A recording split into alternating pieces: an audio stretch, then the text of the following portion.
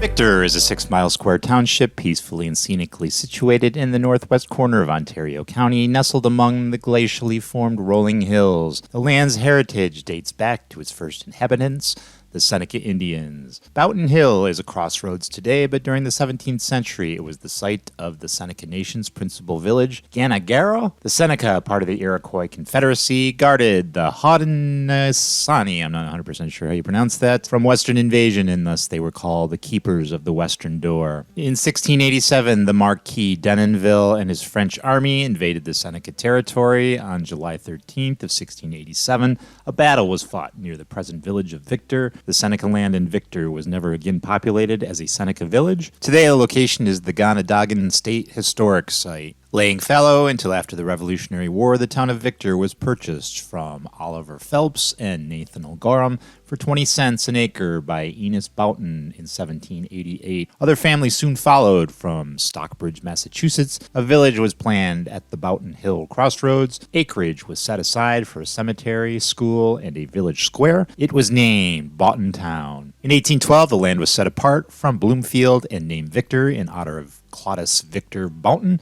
a hero in the War of 1812. Other settlers from New England followed, and agriculture became the town's most important industry. Eventually, Boughton Hill lost its popularity to the valley below, and Victor, the village, began to prosper.